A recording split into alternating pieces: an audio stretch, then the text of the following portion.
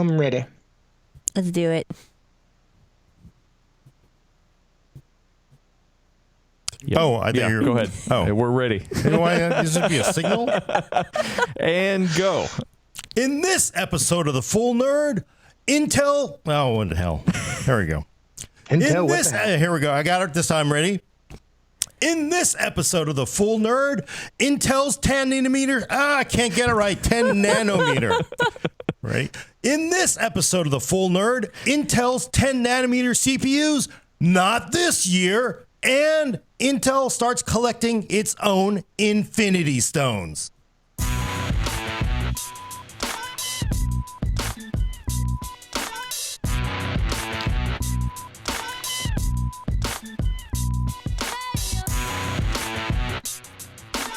Welcome to The Full Nerd, episode 51. Because if you count 0, it's 51. It's 50. We lost Oh, Brad. no, we lost Brad. We lost Brad. What a way to start a show. Oh, okay. Well, let me give him a call again. Cool. And now we're reflecting. There he is. Oh, there he is. Wow. Awkward. Welcome back, Brad. You know what? Let's just roll with it. Let's just keep going. That was smooth. Intro. What's your intro? Well, it's live. See, Yeah. we're keeping it real. We are keeping it real. Keeping it real. That's what happened when you do things live. Welcome to The Full Nerd, episode 51. No, technically, 50. because we had a Full Nerd episode 0 with Hayden Dingman. You're right. But we can call it 50 because people like made up artificial numbers, like a 2 in the force, right, Brad? Landing on the moon with fractions. No. I'm your host, Gordon Mong, with co-host Brad Charkis. Hello. Elena Yee. Hi, everybody. And, of course, Adam Patrick Murray controlling the vertical and horizontal. I'm ready to talk about all your burning questions Yes. today. We are doing reader questions. Yeah, we are going to questions. cram in sorry. as many reader questions as we can. Including, so if you got questions, ask them. Ask away. Think of this as like ask me anything or ask us anything. We may not answer it, but you go ahead and ask anyway because, that is kind of the problems with those AMAs, right? They don't really answer everything. I don't think they have time. Yeah, I know, but, Plus, you would never answer things like, Like what? Elvis versus the Beatles, right? You wouldn't answer that. How would you The best answer AMA that? was still Lil Jon's, though, because he answered everything in all caps, just like he yells all the time. But did he just answer everything as, yeah? No, they were all really earnest, heartfelt answers, but in all caps. That's amazing. Okay. Dave Chappelle, it's hard to see. Like a lot of characters you don't understand unless you see it through a Dave Chappelle kind of glasses. They should have Dave Chappelle glasses. So that's just how you understand the world. Everybody visioned through Dave Chappelle glasses. So I like it. it's true. But on to the nerd stuff. Important thing. What are we talking about? We're talking about the Intel 10 nanometer CPU that's coming this year. Not really, actually, at all. Gotta wait. Womp, womp, womp, womp. There are some amazing headlines for it. That news story. Like what? I think I really like the registers, which is, did you guess 2019 for Intel's 10 nanometer chip ramp up? Congratulations. Oh. And then People are just being mean. And then there's Extreme Tech, where it's just very straightforward. It's like, Intel delays broken 10 nanometer into 2019. Hires Jim Keller to fix it. Did anyone eat any paper on or write any paper on this? I don't think we I don't covered remember. 10 nanometer. And then, honestly, the way Intel has been executing on process change has not been impressive anyway. So I don't think anybody's going to go on that limb, because 10 nanometer was originally supposed to launch in like 2015, I believe, right? Originally, then got pushed back and then now pushed back again. it is kind of troubling, right? I mean, that's a scary thing. I know, of course, everybody wants to just pile on Intel because, they've been winning for a long time. But it's like, this is just this does seem bad, right? Doesn't seem a little grim. I mean, meanwhile, everybody's on their 7 nanometer, process, and everybody's talking about moving to 7 nanometer. How bad is it? Is it going to really affect Intel? They're so large, though. I mean, it would take quite a bit for them to completely biff it. Yeah. It makes it real interesting to see, because Ryzen 2 next year is supposed to be on Global Foundry 7 nanometer. Next year is when Intel's saying we'll see these in mass volume. So I guess we'll know next year whether or not this is a big deal, right? At this point. Yeah, I guess so. And, not to derail this too much, but there was another headline I saw, Extreme Tech, Joel wrote it, Joel Haruska, I always mangle his last name, but he said something about how AMD's for graphics, they're saying, we actually may move that over to TSMC, I think, right, for their 7 nanometer. So And he was saying how he had an argument that this isn't really a good sign either, because they were going to go with GlowFlow, and the fact that they are saying, oh, we're going to do part of it at TSMC is not a good sign. It does seem like the overall arching really bad news is like, oh, this is Moore's law coming winding down here, right? We're skirting right up against the edge of like what they can do with modern chips, because we're right there where they're talking about switching over to EUV technology, extreme ultraviolet, like next gen kind of stuff, and this is like the last step before that for everybody.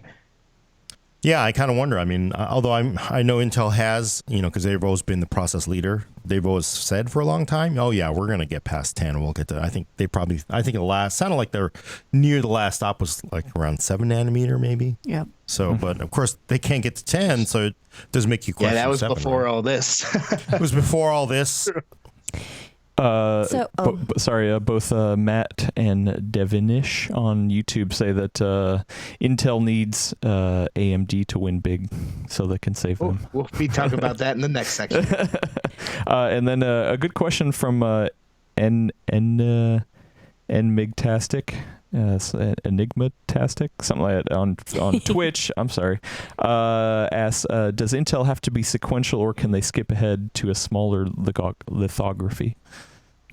I think in the past they've skipped architectures a little bit, but they have not skipped lithography. It's a continual, and you got to remember they have been working on 10 nanometer across many fabs for a long time now, so they're not going to say, oh, let's just throw away several $100 million, if not several $1 billion of investment, and just kind of go to the next thing. It doesn't really work that way. I think they have to make it work. I mean, we really don't know. I think Mark Hockman wrote the story. He said they're basically saying that the yields, they are building 10 nanometer parts. Just the yields are not great, not satisfactory. So I was actually, sorry.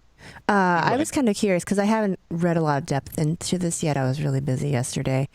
And I'm kind of wondering, given the scale of what Intel produces and how much of the market they hold, if the yield is more of a factor of how large they are, whereas AMD has a slight advantage where they're not as large, so they are probably not projecting to produce as much right now. Yeah. During the financial call where they were talking about all this, the CEO, he said he thinks it's because they kind of like overshot. What is it? They said, I forget, 2.7% scaling is what they did when they should have gone for like 2.4 for this lithography. Like they overshot it. And as a result, they're doing like 5 or 6 pattern passes on the CPUs, which is like each time you do one of those, it can add the chance of a defect. So like all of that put together is making like crazy bad yields, it sounds like. Yikes. Yeah. I mean, yeah, but to your AMD versus Intel, I mean, AMD also, it doesn't have a fab anymore. Remember, they sold everything off to, spun it off to Global Foundries, which they have no real control over anymore. I think it's always been this interesting, there has been an argument as we've moved down the path from everybody owning their own fabs. At one point, AMD had their own fabs. A lot of the argument has been, well, it's better to be fabless because you're spending $1 billion to build these damn things, and if you don't get that money out of it, you're kind of sunk.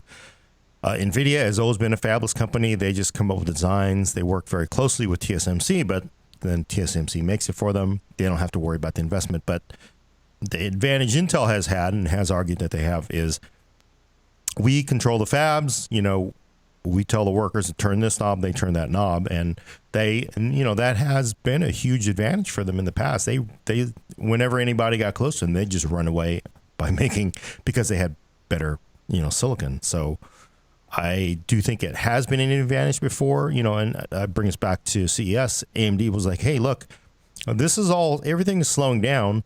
In the past, where Intel will just jump ahead 20% because they have a new process, they can't do that anymore. Like they can't get to 10 nanometer that easily.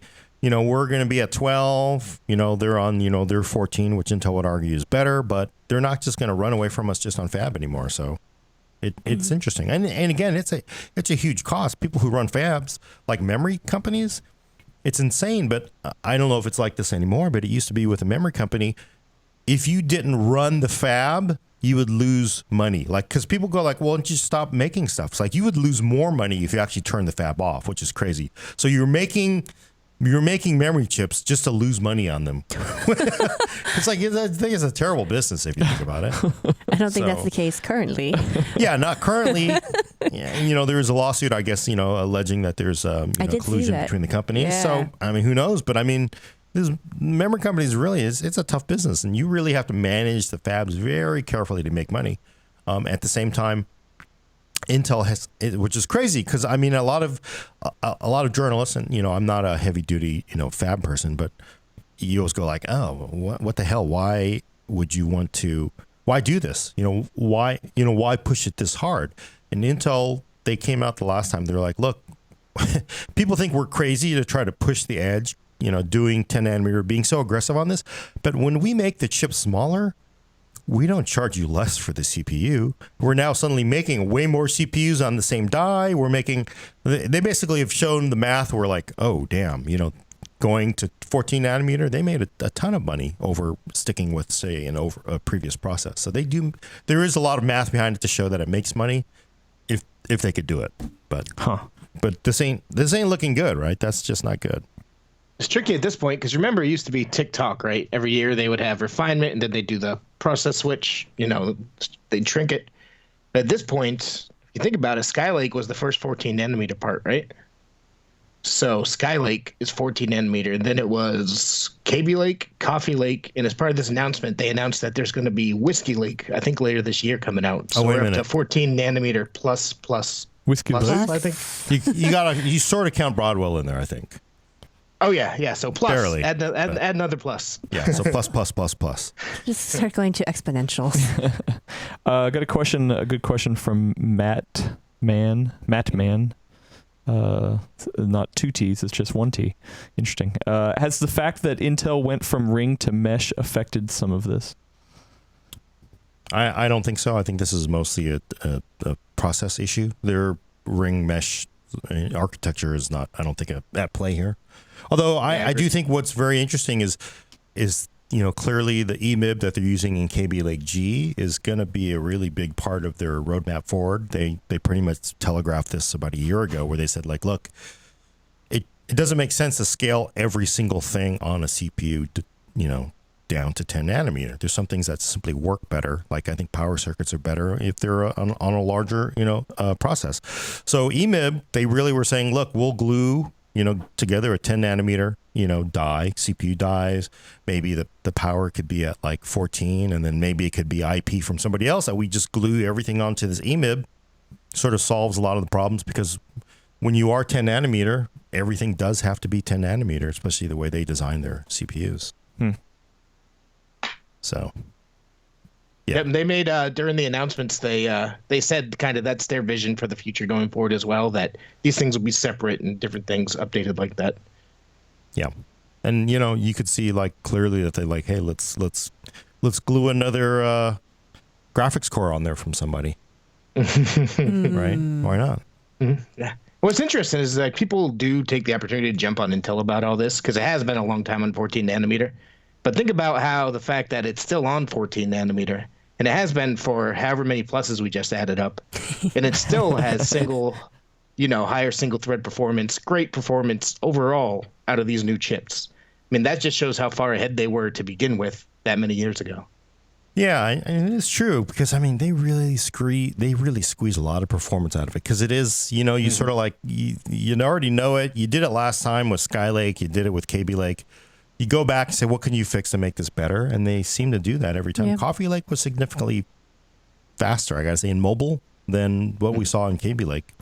Besides the fact that you're getting more cores, obviously, in Kaby Lake, but Kaby Lake R, they're just pushing the clocks a lot higher and it doesn't really significantly increase the thermals or power consumption, it seems like. So there is a plus to doing it on the same, process.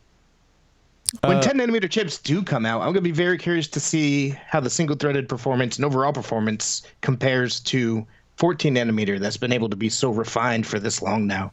I'm curious to see whether or not it steps back or can pass it or equal or what.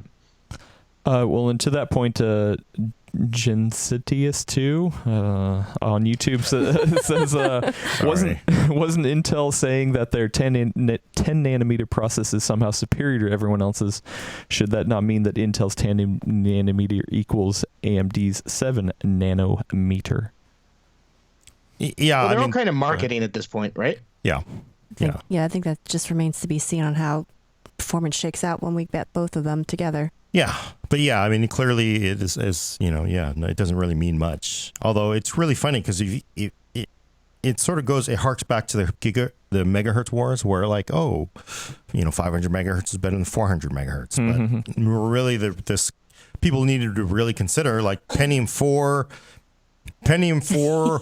1.3 gigahertz was really the equivalent of a Pentium 3 or Athlon at 800 megahertz. So the consumers had been trained to think megahertz was better. So Pentium 4 actually looked better for the high clock speeds. Of course, to be fair to Intel, Pentium 4 was always designed to go to 10 gigahertz, but they never got there.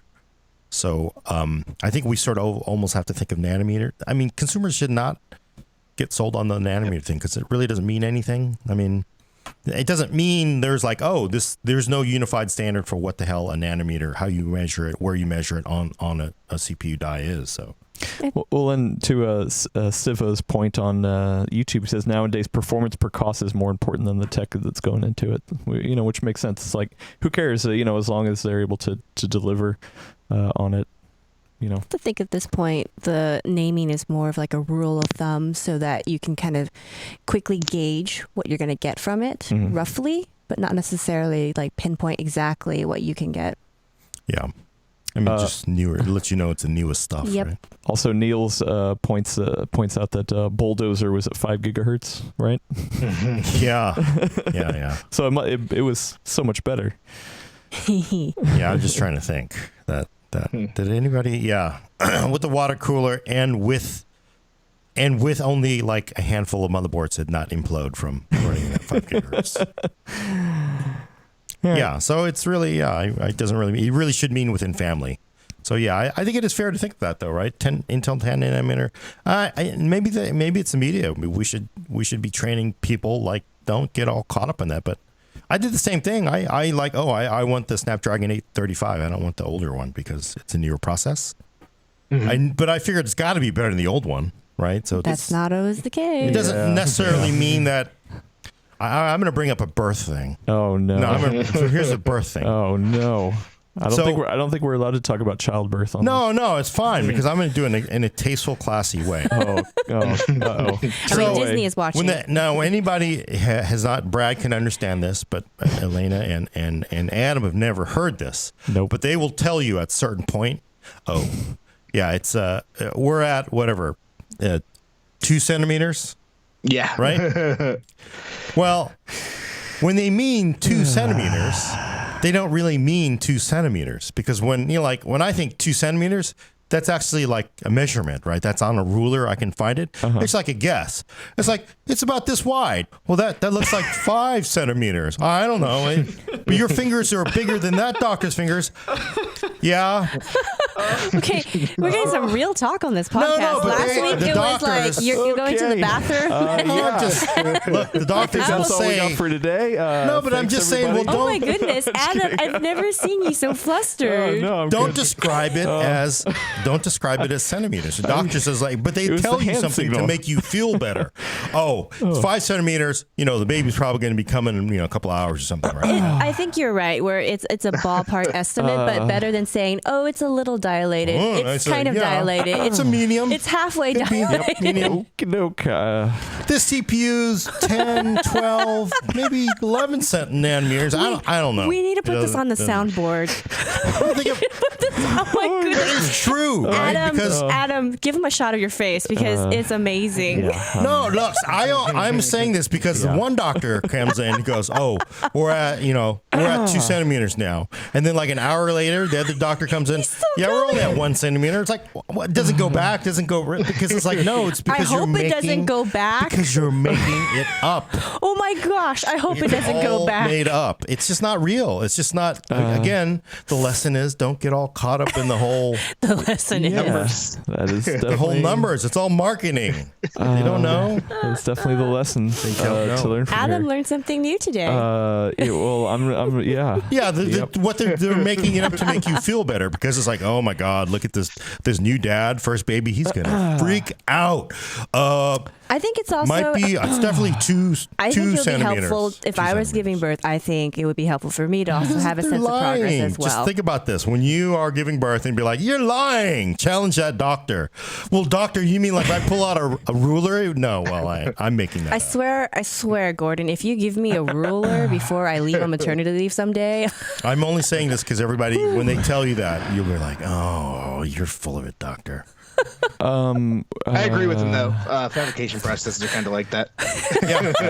12, 10 nanometer. But that doesn't sound the same as like brand new TSMC 7 nanometer Navi. It's like, but it's not as impressive as like brand new 7 or 8. Could be 9 nanometer. Some parts could be 12. We don't know. Whatever. Look over here. It's 7 over here. It's completely made up. QA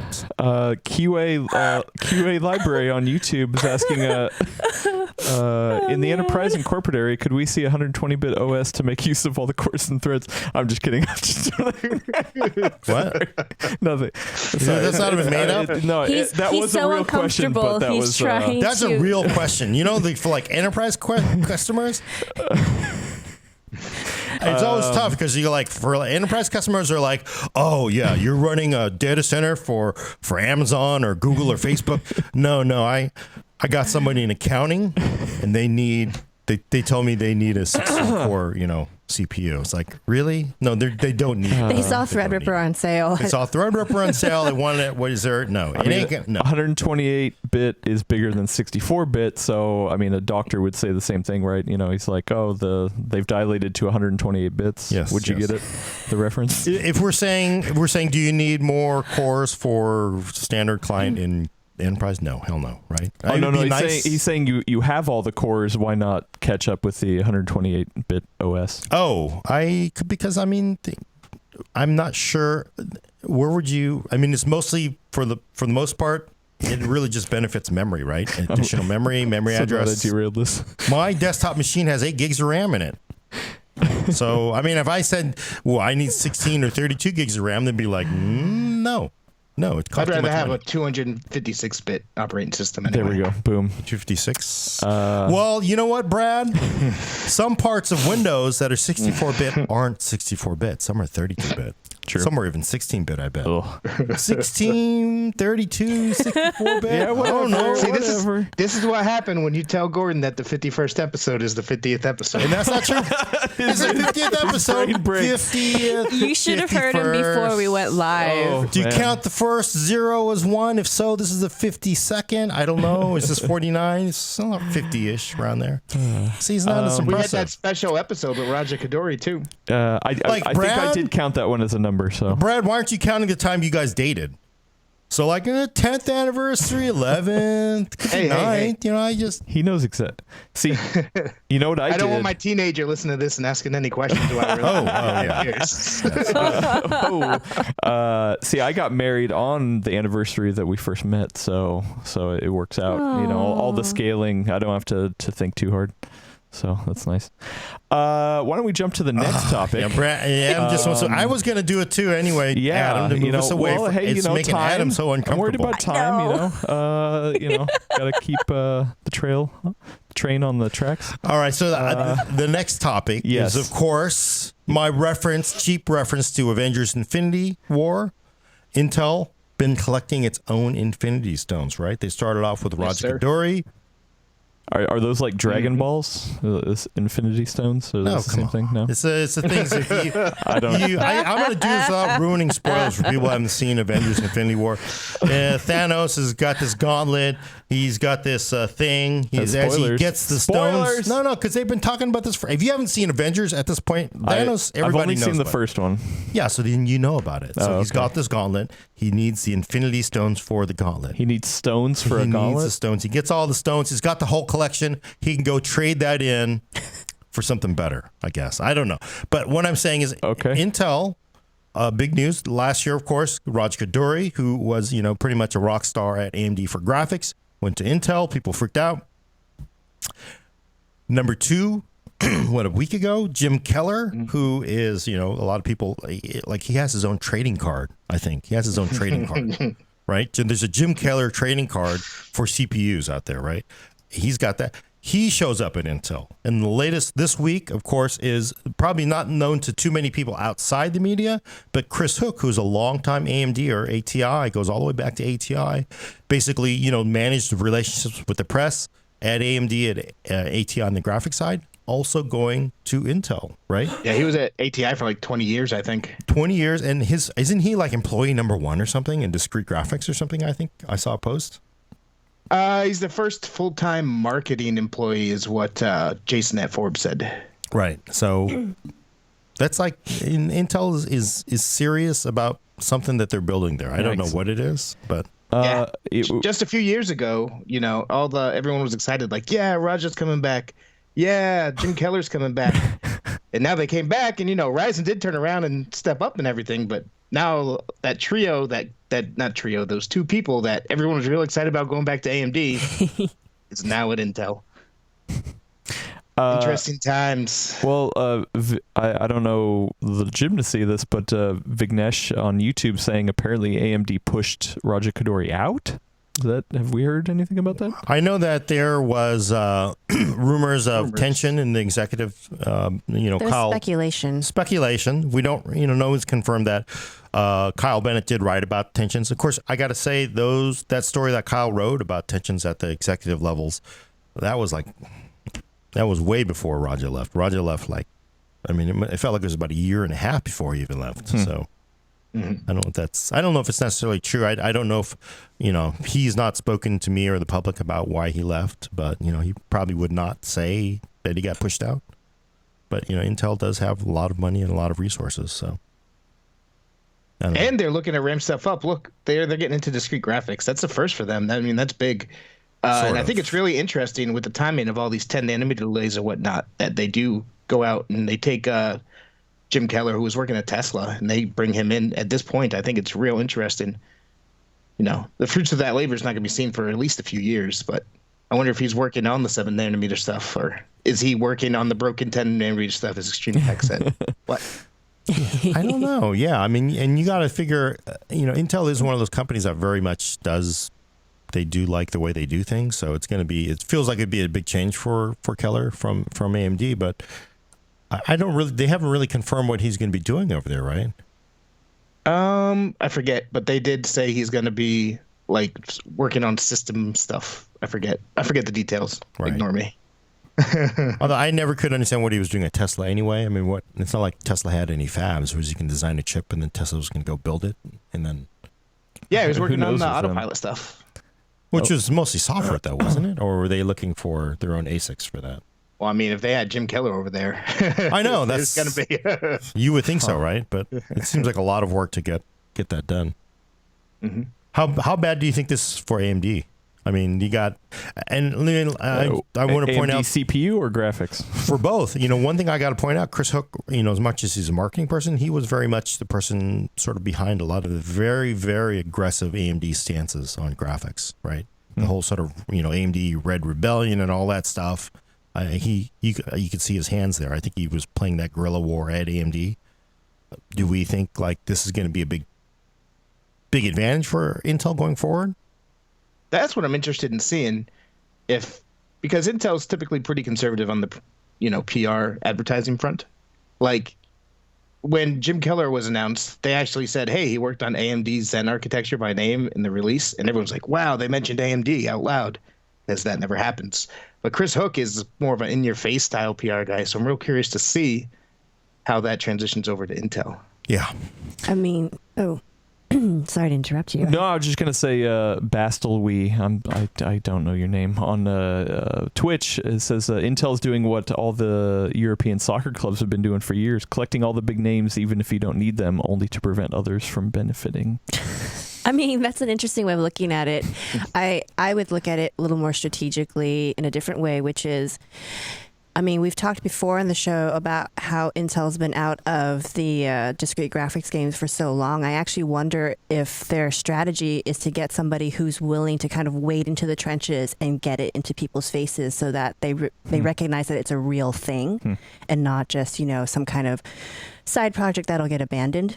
Yeah. I mean, Intel's the butt of everyone's graphics jokes for a long time, right? So I don't know. I mean, is it really worth them hiring these people just to keep them out of it? I mean, they're not working for AMD anyway, so how does it doesn't really benefit AMD. I'm not so sure. It's not a bad strategic move. If you have lots of cash you're sitting on, it doesn't matter to you that you're burning it, then yeah, you're basically keeping that resource out of other people's hands. I guess. I'm used to most companies then going like, why do we hire you again?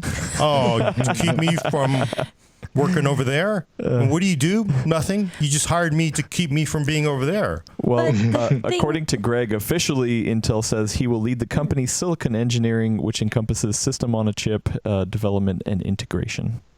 Yeah, that's the interesting point. That's the term I was trying to remember earlier. That's the interesting point to me, that Intel is now talking about how in the future they're looking to glue everything together like we were talking about earlier. Infinity Fabric. And so they hired Jim Keller, who was instrumental for Ryzen, which is, gluing things together, a system on a chip, basically.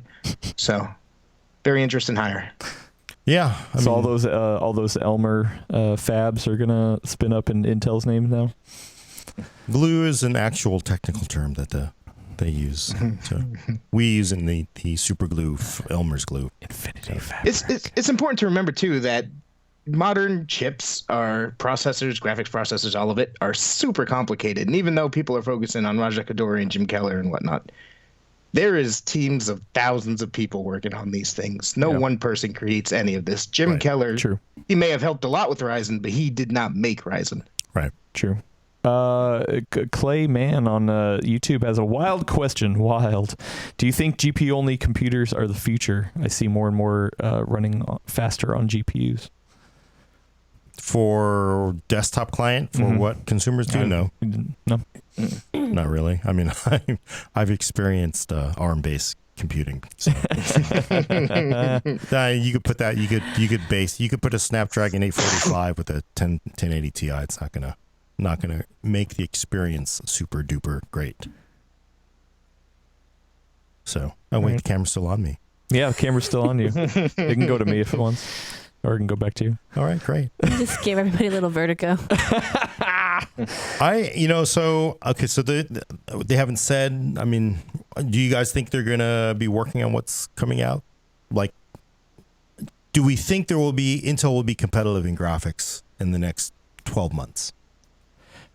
12 months seems like a very compressed timeline. Yeah, doesn't it? I mean, that's... No? Depends what they try to do. I mean, because like we were discussing last time, Intel has been making integrated graphics for years and years and years now. So they're not going into this completely, building out of nothing. So I don't expect them to launch discrete graphics in the next 12 months, but I wouldn't be surprised if they launch maybe better integrated graphics in the next 12 months. Well, question, saying they do release discrete graphics just by name alone, do you think that's enough to push them into the number 2 spot above AMD, or? You mean by just simply using the weight of the elephant in the room to say, hey, you know what, we make GPUs now, all of a sudden we're number 2 and AMD's number 3. No, I don't think that formula does not always work. And I will say, going way back to the original Intel 740, they basically bought, I can't remember their name, they bought a graphics company. They said, we're going to do graphics. And we're talking 1990s here, folks. Intel getting into discrete graphics when you had ATI, NVIDIA, Rendition, and like 5 or 6 other graphics, 3DFX, all these other sort of small players kind of doing graphics. And it's like, whoa, this is Intel. they are going to wipe everybody out because they do nothing wrong. They do everything right all the time. Everybody's going to be destroyed. i740 came out and it got laughed out of the PC. It was just that bad. It was just like laughed out. It's just like, no. And it was like, because by the time they finally came out with i740, everything else had advanced. And it's just the race everybody, the graphics vendors were on. Intel graphics did not catch up. And I'm not saying this is a parallel in technology. I'm saying the parallel is the branding really doesn't mean anything. You can't brand yourself out of suboptimal performance. I personally think, for the people who care, it doesn't matter. So, well, it's not just performance, but it's also yield. We saw that with Vega, right? Right. Yeah. Mm-hmm. So there's a lot of things that factor into it. They have to come out with a part that is super aggressive, either at parity with whatever NVIDIA and AMD have at the time, or maybe the thing is like, hey, look, we're 75 or 80 or 90% of their performance at half the price. Bam. Then I don't think they've ever officially confirmed they're going to be making consumer discrete GPUs anyway. Did they? I think actually, because a lot of people assume when they brought Raja over, it was really to head off NVIDIA in, data center for compute. But I think I saw a lot of stories saying that, yeah, he's actually, they are going to be doing a consumer graphics part. So yeah, I've seen those too. I'm just not sure if Intel ever actually said it. No, I don't think they have confirmed. So yeah, it's just all rumor, speculation. It'd be nice though, wouldn't it? I mean, why not, right? I mean, it starts. I mean, we've seen that there's plenty of dual purpose here. AMD and NVIDIA have a consumer part and they have a data center part, and it's essentially the same thing for the most part. I mean, not exactly the same, but very similar. So why not leverage that on both sides?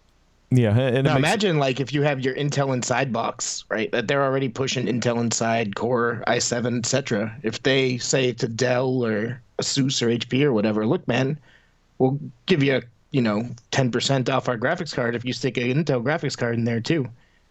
Yeah. That's the kind of things I think will be interesting to go forward too. What if they come out with an Intel partner program? They only want you to say gaming is best with Intel graphics. Everyone has to listen to the startup chime. Dun dun dun dun. $5. It's probably 50 cents. But yeah, I don't know. I gotta say, I know it seems crazy, but I don't expect a graphics card out of them like anytime too soon. But I just got this like weird vibe about it. Like, that whole Larrabee thing that we told you was awesome way back then, and then we quietly pulled it off the table and put it in the closet. We've been working on that the whole time, and we're gonna knock. It feels like we're gonna see a product in 18 months. Less than 18 months. That's my feeling. Yeah, 12 months is a little close. I think 18 months makes a lot more sense. Agreed. I mean, Intel is really angling hard for as far as consumer PCs go, gaming. Because right now, gaming is what's hot in consumer PCs. Esports, they're looking to push. These Intel Core chips are the best for gaming. We can stream, we can do all this stuff. Intel Extreme Masters is Intel's Extreme Masters. It's a big esports competition. And I think developing a discrete graphics card will fit right into that little niche that they've been carving out really hard over the past couple of years. I wonder what they'd brand it, though. We have to come up with a name right now for the Intel graphics card that comes out in 18 months. Iris is already used. We have Intel Core processors. And they have Lake. Intel Graphics Core graphics cards. Gradia Force. Gradion? Gradion. It's gotta be something, right? I mean, it's just... maybe crust. You've got the core and then of the earth, and then you got the crust. Mantle. Mantle, yeah, there you go. Yeah, that was Intel already used too. What, mantle or crust? A mantle. Mantle is already used. Yeah, that'd be interesting, huh? Because you have core, you have mantle. I think crust is not a really good something. Crustion 1000. I don't want to buy the crust. That just sounds bad. That sounds like a Simpsons reference. Canyonero. Canyon. It's just not. It's got to be. But something that plays with the core thing, right? I don't know. We got a couple good names in the chat. Phoenix from Niels. He thinks is a good name. Spiky Pup says Chroma FX. Bodie McBoatface. Yeah. Justin says G-Core. G-Core. Graphics core. Yeah. Matt says Ion. Gore. It's graphics and core. Gore. Over on Twitch, Truth Seeker Donald says Stratosphere. Nightbot says mediocre. Someone's a hater. Yeah, you'd be like, wait, how much? Okay. I'm gonna give you my money right now. Ruru2 on Twitch has a good one. Inner core. You've got your core and then you've got your inner core. Yeah. Makes it real personal. The good thing is, and then the real good news here with people coming up for branding is Intel has the money to go out and obtain that brand. Oh, unobtainium. There we go. Unobtainium. that could work. That could work. Unobtainium. Or Daniel says Bluedion. That could work instead too. of Redion. But they have their like people like what's the new AMD? God, I get it. I'm gonna cut this off. AMD's new or ASUS's new graphics brand for AMD? Aries. How do you spell that? The Z. AREZ, all capitalized. Right, and people are like, what the hell, right? Why not just use Aries? But it's like because nobody owns AREZ probably. Like they're basically punching in random names and numbers to come up with brands these days that nobody owns. You take a Greek god. No, actually, let's take a Norse god and then change a couple letters. Maybe take out some vowels. They could call it Thor. Yeah, without an O, so just THR. I like that. A Greek god, or no, you're right. Norse god would be good, but I'm not sure why there would be a tie to it, but they could just use that anyway. A Thor god would be good. Norse gods are dark. Yeah, right? Are they?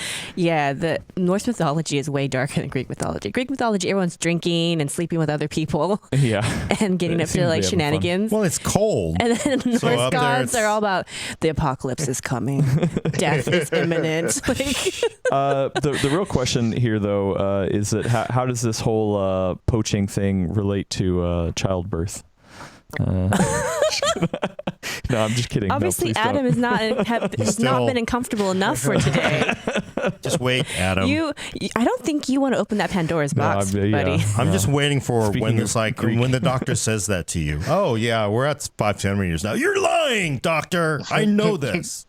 All right, I promised I was going to save some time for reader questions. We got time. We have time. Okay. Yes, we do.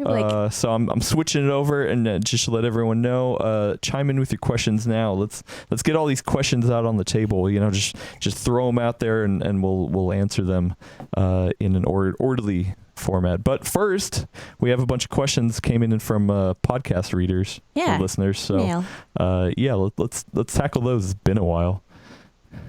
Okay, well, I've got them right here, so I'll start. Perfect.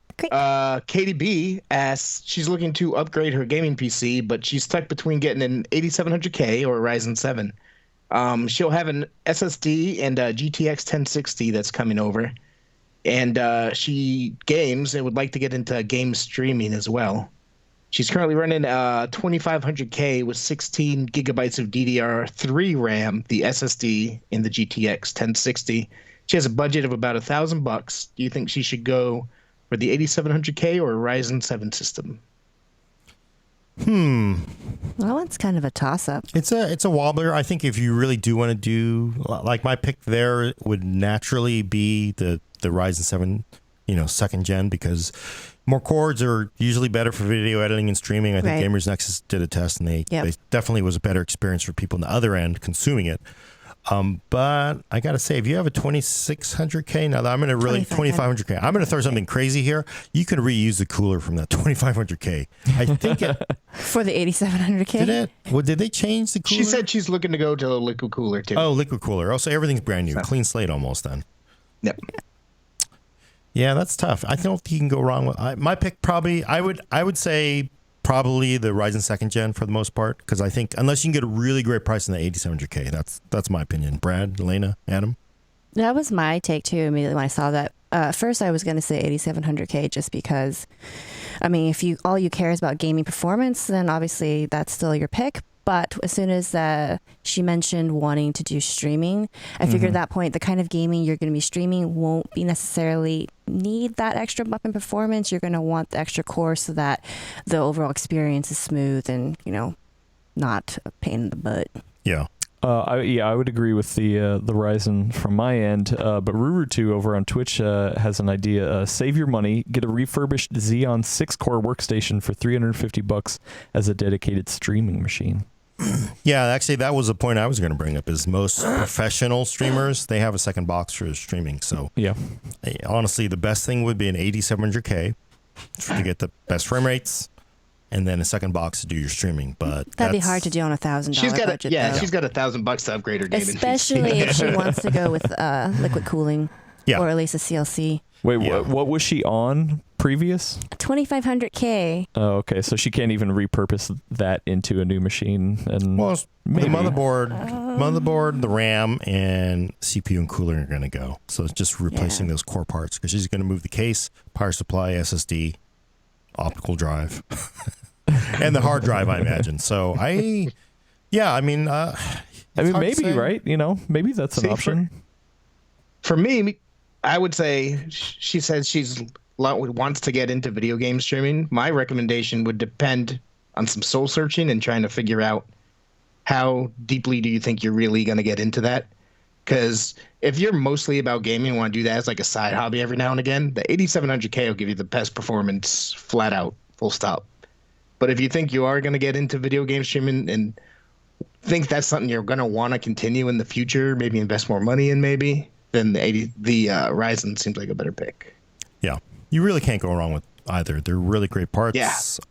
I've been hearing the 8700K has come down in price. Definitely. $350. Oh, boy. Yeah. It did come down from $359. Actually, no, wait. I was looking this morning. It's $347. Oh, yeah. So it's $3 extra dollars you get to save. That's like what? A couple items off the dollar menu at a McDonald's? Yeah, it's not really coming down significantly yet. So. Also, I saw this letter, and I wanted to say shout out to the 2500K that it's like still steaming along. Yeah, right. I actually have one still in one of my systems, and it was funny because I was talking to Gordon about this. I just want to tell the story because I thought it was hilarious. Rub it in. Yes. So he tells me, you need to retire that system. It's gone. With Spectre Meltdown, those patches, it's toast. Let it go. Oh. And I said to him, oh, really? Because what he didn't know is that at the time, for whatever, I know the reason why, but at the time I had chosen to go with an Intel motherboard. And I'm thinking to myself, of all the motherboard vendors out there, if they don't issue some kind of patch for this, that's going to be weird. So I go to the website, I check, and lo and behold, the previous week, so that was like Tuesday we talked, and like on Thursday they have issued the patch, and I messaged him, and I'm like, there you go, Gordon. I'm set. I can keep this machine going for as long as I want. It's insane, though, if you think about it. Because people don't know this, but at one point, new people will not know this. Intel made motherboards. They had a motherboard division. They made them. No one bought them, but they made them. And basically, at one point, they said, okay, we give up. They wiped out the entire motherboard team. All of them, dispersed. Some of them went into other parts of Intel. Some of them are, working somewhere else now. To think that Spectre Meltdown was serious enough that they found somebody who wrote the BIOS update for the one particular motherboard that you have. And I actually was like, well, this is crazy. And maybe Intel's doing this for all its bridge motherboards. I went looking, it's like, no other motherboards that I could find there's been a BIOS update for. Yeah, I have like an H series motherboard. I don't think they did it for the Z series motherboard. I'm going to guess. I don't know how I got lucky, but I did. Nice. Yeah, I'm going to guess what happened is... You won the motherboard lottery. It's the one motherboard. Now, you got to think of it like, whose butt do you have to kiss so much that you have to probably go out and hire the BIOS writer who was living retired on a ranch and fishing. It's like, how much can we pay you to write a new BIOS for this one motherboard, right? And he's like, well, I don't know, $2 million. Okay.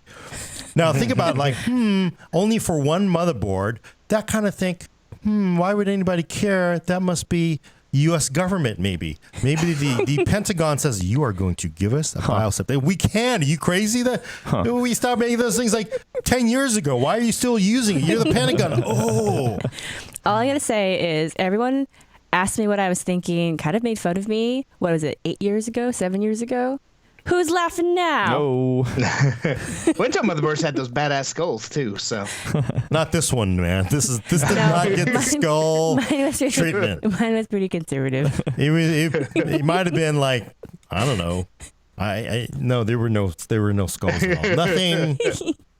No, there's nothing extreme about this motherboard ad whatsoever. It's boring as hell, but they didn't come out with a patch for it.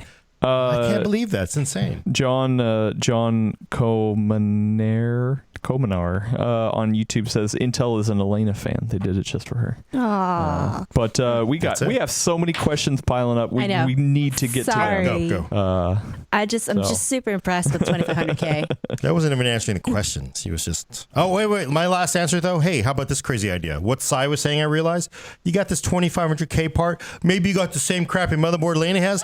Get the BIOS update for it, and then go out and buy that used Xeon box as you're streaming. There you go.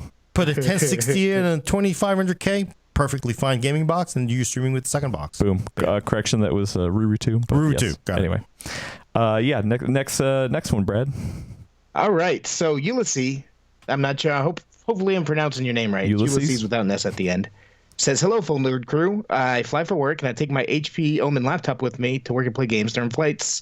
The laptop has a 185-watt power brick, but it doesn't charge when it's plugged into a plain outlet. He's tried to use other HP-compatible power bricks with a lower watt draw, and those don't work either. So sometimes he'll get a plugged-in, not charging notification with the lower watt power bricks, and the battery will usually charge when the laptop's actually turned off, just not when it's running. Is there a way for him to lower the power draw of the laptop so that plain outlets can charge the battery while it's being used? Boy. That's a tough one. I mean, definitely you can crank down a bunch of the power settings on the machine itself. I doubt it's an HP, so it's probably nailed down. It's not like you can disable cores. But I mean, you're not going to be doing much once you do that. Yeah, so... I bet you can put it in power saving mode, which normally gates the CPU clocks back, and then manually lower the clock speeds of the GPU. So you'll lower the power draw. But at that point, I don't think you're really going to be gaming anymore. You're just going to be trying to finish that spreadsheet before, your presentation as soon as you land. I just kind of wonder what the max amperage out of those plain jacks. It's not very high. Yeah. No, I mean, I think they designed those. 65 watts probably. I think they designed those pretty much just for your basic, tablets and smartphones. Does reducing screen brightness make a difference to power draw? Yes. So you reduce screen brightness.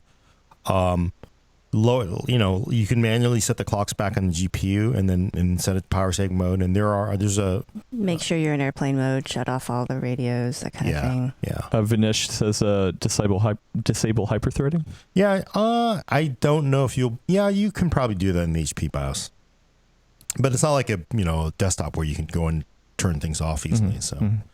But yeah, I think that's probably and then of course turn off all the LEDs, but that's minimal. That's not going to make any difference. Yep. I doubt you could get it. It really depends on the plane and how much they put out. I don't think you're going to get that to use less than 80 watts, especially on any GPU. So, I guess you could. God help you. You could actually play games on the integrated graphics. I know where you're going with that. If your laptop has integrated graphics, you could disable. Just say, hey, let's use the IGP. At that point, just buy a Nintendo Switch, right? Yeah, but it's only that's what I did. Yeah, right? Yeah.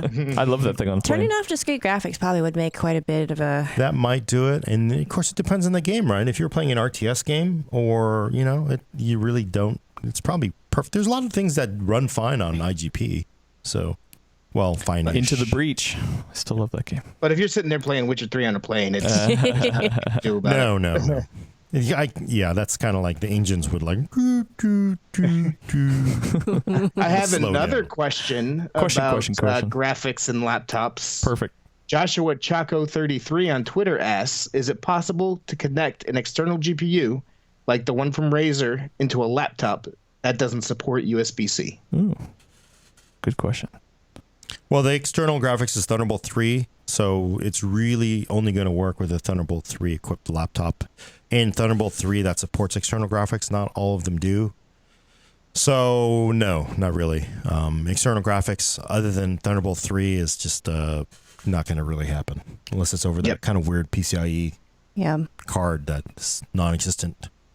Yeah, we have a weird, a great article by Ian Paul, one of our contributors, who like figured out this weird, obscure PCIe card, like Gordon's talking about, way to hook up a desktop graphics card to his old ThinkPad. And apparently there's a thriving scene for these older laptops.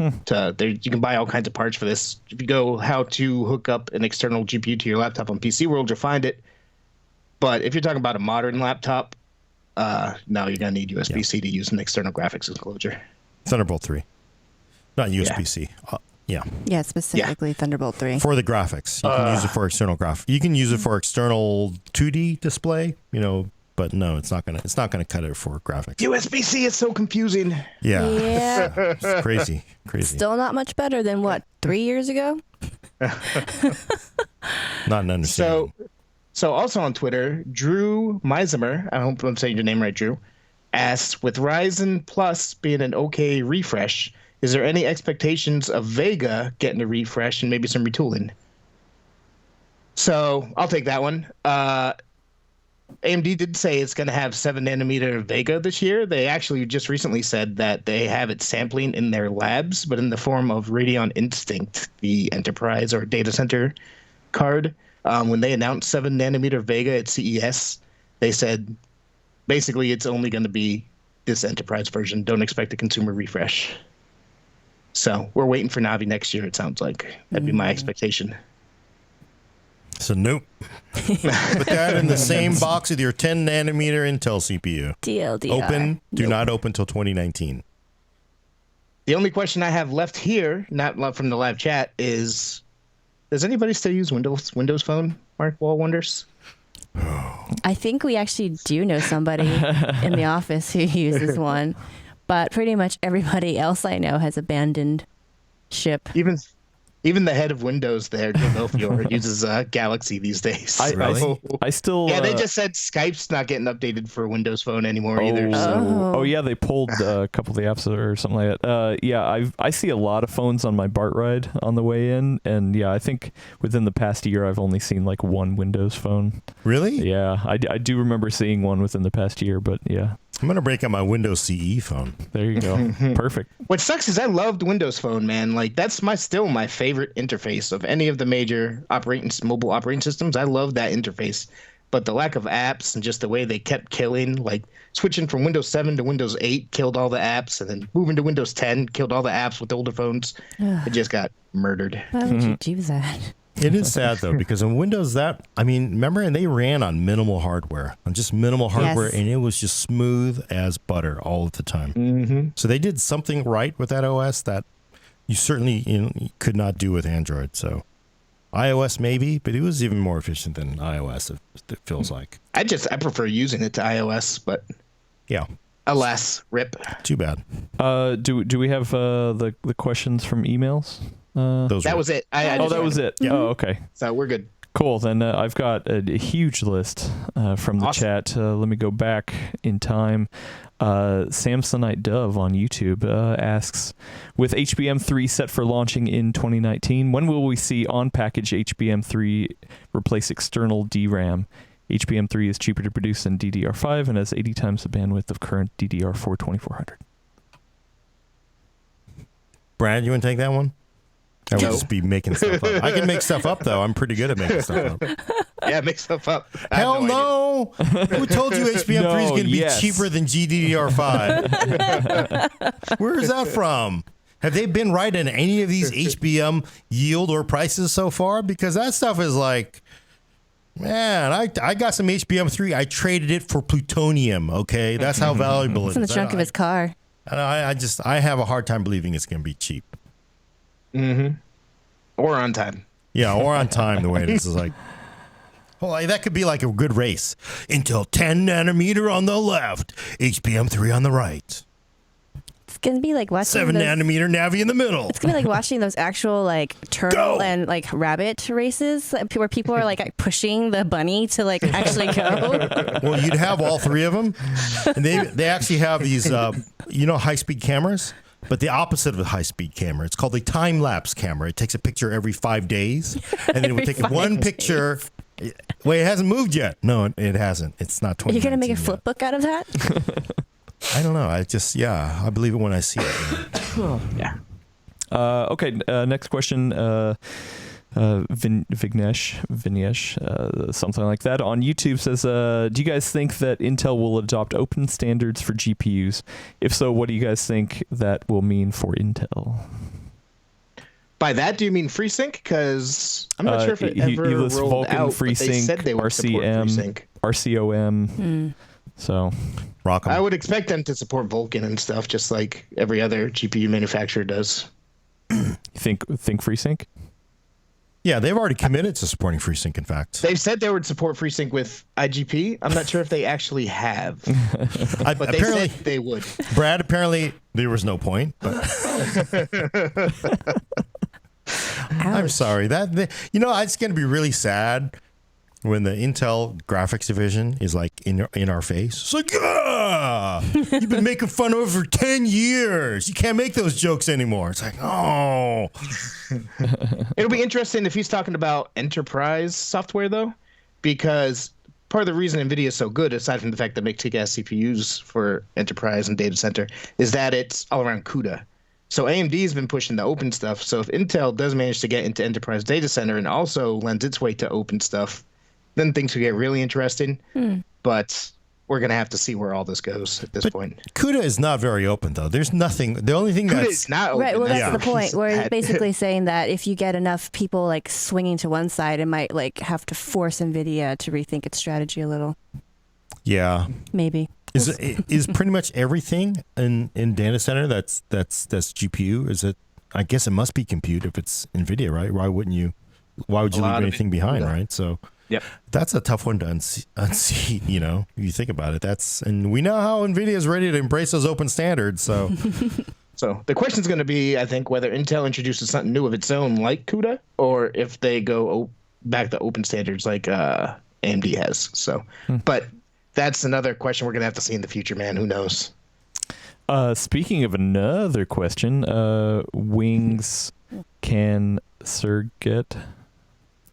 Wings Cancer Get. It says, buy a 1080 Ti now or wait for Volta. Right now I'm on a 7970. Ooh. Yeah. I don't even remember what a 7970 is. Is that AMD or is it so old? Yeah, it's AMD. Okay, I was thinking like it's a really old GeForce part. Prices are starting to come down in graphics cards. GTX 1080 Ti, I mean, it'll power the heck out of anything. I mean, you can get 60 frames 4K out of it. You can just blow the hell out of 1440p and 1080p. It's still a little price inflated. Volta is coming out, hopefully, expected to maybe, later this summer, like July or August. So if you waited this long, it might be worthwhile to, with prices being inflated as they are today, wait a little bit longer and see if you can snag one of those when they go up for pre-order, because NVIDIA usually does pre-order before the things actually launch. So, I don't know. I wouldn't bite the bullet unless you're really feeling it and needing it on a 1080 Ti today. I'd say wait. I mean, if you stood in this line, it was a mile long. You're like one person away from getting in the front door, and you're going to change your mind. It's like, you know what? I'm going to go eat somewhere else. It's like, you've been waiting all this time. I would say like the only caveat to that is, if the experience is just so bad right now, or like to use your analogy where you have to go to the bathroom that bad, you're just like, nope, sorry, like I'm gonna choose not to make a fool out of myself in public, and urinate on myself. Well, I'm not sure where that comes from, but okay. Well, I mean, like, say if your card. No, I'm just saying if your card. My analogy. Just saying, if your card is starting to show like enough wear and tear, where it's like dropping frames, or it's just just not up to snuff for what you want to play, and you're can't desperate. even run some games. Yeah, exactly. Then maybe it's time to consider just stopping that wait. Anthony has a good point on YouTube. He says, get a 1080 Ti from EVGA, register it, and you can trade it in before the 3-month period. Smart. Get around that maybe while we wait. Well, if it launches in the next 3 months. That's true. That is a bit of a gamble still. Juan Sanchez asked, to all of you, what is your opinion regarding the NVIDIA Shield, and would it be worth it to make a new one? Which one? There is only one. The TV, I assume. The TV one? Yeah, the first gen old school controller one? Or are we talking about the tablet? Yeah, it's the console. Shield. I'm going to believe console they're talking about the TV. Yeah. Okay. Which I currently am using, but I also do have a Shield tablet, but I never had the controller thing. I love the Shield stuff. I actually asked them about that at CES, and they were like, "Oh yeah, if somebody wants to make it for us, we would gladly, work with them." I think that's the problem, is that they're like, we're not interested in, in making the stuff anymore. Here's the thing: the Shield TV. The second gen version was essentially the same performance as the first gen version, because it's already by far the most badass, powerful streaming console that you can get. Yep. So they just updated it last year so it could be used like a Echo or whatever, so you get that kind of thing with the SmartThings integration. Yep. Mm-hmm. You already large focus with it is streaming things in from GeForce Now or from your GeForce card. I don't think they're in any rush to necessarily make a new one, but they seem to be fully behind it. So, I mean, it was the Shield and that Tegra technology is basically the guts of it is what wound up in the Nintendo Switch. Oh yeah. So. Yeah, I don't. I mean, I think they would love to make another one. I think it's just they're they're like there's no reason to. Yeah, there's no reason to right now. It works. It's still good. Yeah. It stomps all over Apple. God, yeah, right. So Howard Fletcher says, is the M.2 overheating thing a real issue or blown out of proportion? M.2 performance will really drop if you overheat the controller. It's been a no niche for a long time. MSATA did the same thing. Honestly, that's better than what it was originally before they actually sensed temperature, where instead of slowing down, it would just crash, right? And I had that happen in a very early generation NUC.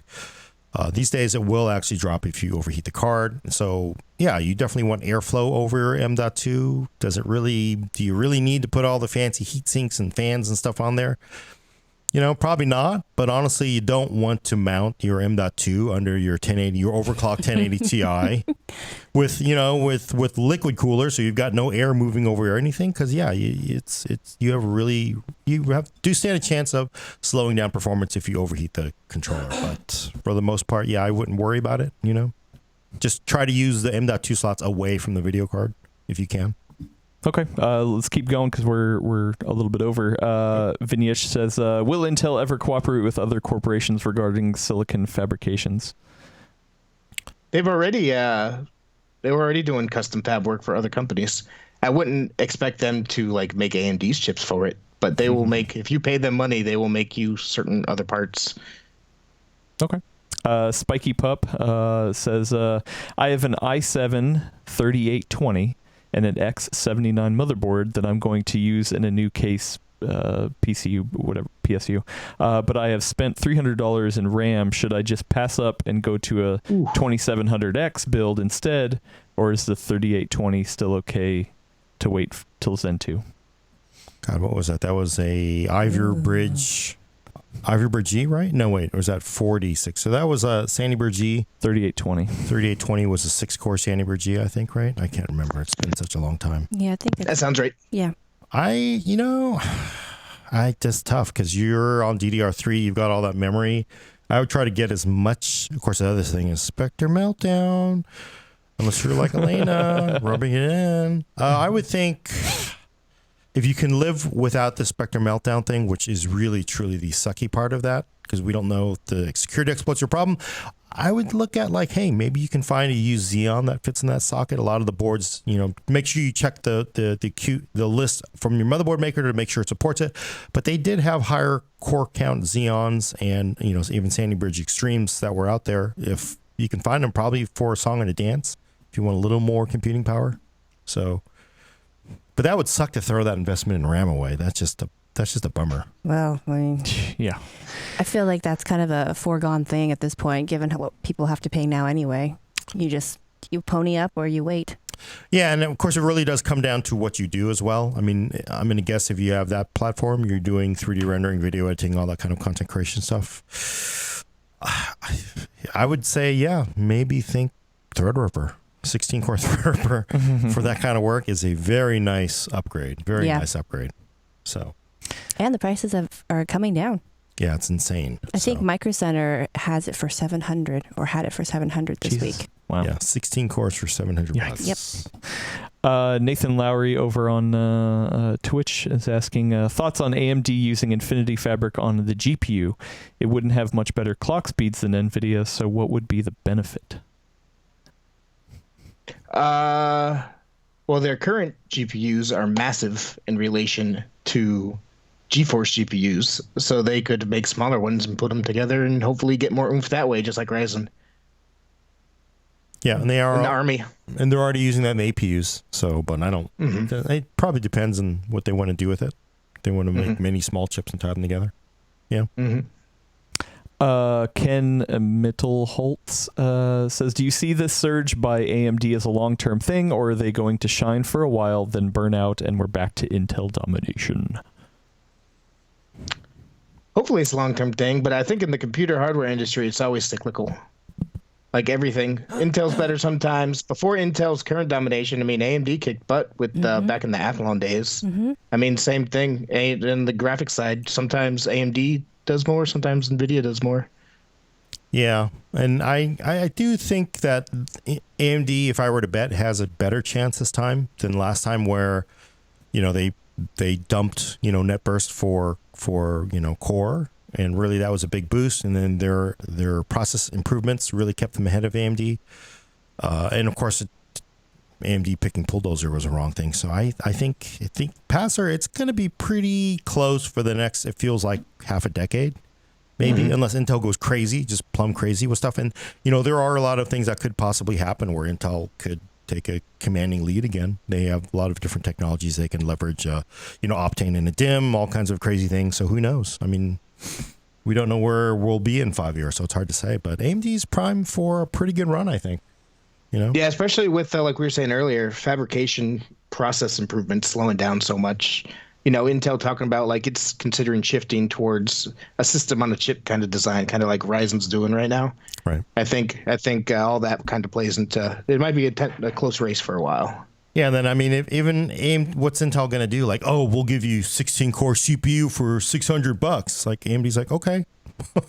So there's a lot of things where it's going to be pretty even for a while. It seems like, they can't really run away on core count. They can't run away on process. So it's other things that they're going to exploit. So who knows? The security and the IGP, who knows? So Intel is a powerful, smart company. So I would not be surprised, but I think it's going to be pretty close. Here's another one from YouTube that we can just answer pretty quick. Yamil is asking, when do you think we'll get new video cards, either from an AMD or NVIDIA? End of summer is what the current rumor mill says. Well, that was easy. Hopefully. AMD? AMD next year. I mean, they just did the rebrand of the Radeon 500X series, so you're not going to slap an X on the back of your existing cards 2 months before you roll out something new. Couldn't NVIDIA just say, oh, we're just going to wait. There's no point. We're still selling. The thing is, now that the prices are kind of starting to drop down now that Bitcoin's not quite as hot as it was before. They're still inflated, but still dropping down, so it might be a good time to release new graphics for them. So, Brad, you're going to eat that paper. He's going to say new GeForce cards this summer. I know I have some sort of predictions on paper already. Okay. Flash Photo over on Twitch has two questions, two separate ones. Will VRAM capacity increase very much for the rest for the next round of GPUs? I wouldn't expect it to go too much further because, I mean, the top end ones have, how much do they have these days? 8 to 12. 8 to 12 on the high end, 11, 10, or 11, and really, 12, and 8. Unless you're, I mean, like if 4K starts to really take off, I could see them adding more, but there's no reason to go too much higher than that, I think, this generation. So people like the bigger number, Brad. Yeah, I wouldn't be surprised if like NVIDIA's high-end parts maybe up that to 16 gigabytes. One, because they're going to have the 4K 144 hertz G-Sync HDR displays coming out soon, so you'll need more memory, texture, space, and stuff for that. And two, because I expect this generation of NVIDIA cards to cost more than the last one, and that's a thing they can point to and say, hey, you're getting 4 gigabytes more RAM or whatever. I'm cynical. In the second part, Brad, will we see more RAM capacity increases? Oh, sorry. Duh. Whoops. That I just read that one. That was one question. Okay. Max Sapelo. When are the Asrock Phantom gaming cards coming out? Any news about that? They're just living up to their name. Phantoms. I don't know. We'll see. I haven't heard anything about that from them. So they announced that they were coming. I haven't seen evidence of them in the real world yet. But these are GeForce or Radeon? Radeon. They're Radeon exclusive cards that were announced during the height of the mining craze. Reports coming out of Digitimes in Taiwan say that GPU manufacturers are expecting like up to 40% less demand now because ASICs are coming to mine Ethereum better. And, you know, it's just kind of cooling down cryptocurrency prices. So even though they were called Phantom gaming parts, I wouldn't be surprised if they were really, you know, Phantom mining cards, and maybe the launch is getting pushed back a little bit now that things are getting soft there. Sweet. Got a couple more, and then we're done. Dan Rodriguez is asking, is Razer going to have that triple 12K screen laptop actually release and not just a prank? Anything that Razer ever shows at CES is never, they're always badass and they're never real. No, I think that phone thing they showed out, that Razer phone dock laptop thing. Project Linda. Linda. Yeah. That'll come out. Yeah, maybe. They haven't really talked about it. So. I don't. There was a proof of concept. I don't think it's... Yeah. And it got stolen, so, you know, all the plans are gone. Yeah, they can't build it anymore. Someone stole it, right? Razer's real smart. They play CES real well because they have that crazy triple screen laptop this year. A couple years ago, they had that, I forget the name, but it was like a desktop that had modular parts that you just slot in and stuff. They're real good at playing the... Check out this badass wild stuff at CES, because CES is just full of vaporware anyway, and they're masters of getting that spotlight. Well, although that's changed, I mean, for PC vendors, it was to show off legitimate wares. It does seem like people go like, "Hey, Razer's figured out this thing where you just show off prototypes to sort of, you know, gauge the excitement, right? People are super excited. We should look at this." I am seeing a little more, you know, kind of like, you know, pie in the sky kind of stuff, like that digital storm system, which was like that super miniature. Yeah, it was beautiful. Giant, you know, I mean, like, it was a badass water cooled system the size of like a box of Kleenex. So, and I don't know if that's going to come out, but, you know, it was a great concept. So, all right. Last question before the last one. Sorry. Do you think AMD will ever match IPCs on its processors compared to Intel? Yeah, I mean, it's a possibility, right? We don't know. Yeah. Can't make any predictions. Yeah. So. Especially with everything going on right now that we covered in the first half of the show. I mean, we're at a really advanced and hard stage of fabrication technology using the existing resources. So who knows? Yeah, I would. It's a possibility. It's also quite possible no, but yes, it's a possibility. And, you know, honestly, I this is the last time for Ryzen 2nd Gen. I did, you know, 2 gigahertz or I did 3 gigahertz IPC. Okay. They weren't that far off. It was like maybe 6% behind, because 6% behind Coffee Lake 6700K, 8700K at 3 gigahertz with the Ryzen 2nd Gen at 3 gigahertz. So it was pretty close. So. That's not bad. Yeah. All right, and the last question we have from multiple people. Everyone is asking about the update for Lena's RGB LED build. Are they really? When are we going to get the results of that blinged out build? I am working on that Cure this Justice week. Arrow. I'm working on that this week. I was busy with some other projects, but people, are saying they can see it right behind you. With all its messy cable non-glory. Yeah, there it is. I'm sure it will be completely tasteful and very classy and elegant in lighting. Far more so than the Wraith Prism cooler. Yeah, okay, that's I just sorry, it's just when you're in a cowboy rhinestone suit with the big rings and the hat, and it's just, I'm just and the saying, Elvis glasses. There's a difference. Calling other things. Difference between Circus and Bellagio. That's all I'm gonna say. Big difference. Except I don't see the Bellagio with neon signs everywhere, so I just don't. They have the water fountains and a low light show going on there. Circus is horrible. It's not that bad. It's all the same. At a certain point, you got that. All right, I better get out of here before we're going to get the hook. It's lunchtime. We're going to get hooked. It's lunchtime. Check back next week for your fix of PC Talk on the Full Nerd. For audio listeners, subscribe to us on iTunes and also go and review us there. Every time you review somebody, the Full Nerd on iTunes, Intel hires a BIOS engineer to push out one more Spectre Meltdown BIOS update. Not true at all, but let's hope. Also, listen to us on Google Play, Stitcher. Send questions and comments to thefullnerd@PCWorld.com. That's what the ones we just read, folks. So send them there. We'll answer them eventually. Thanks for coming. I'm Gordon Bong with Brad Charkis. Numbers are a mental construct. Nice. I'm lost there. Infinity Fabric.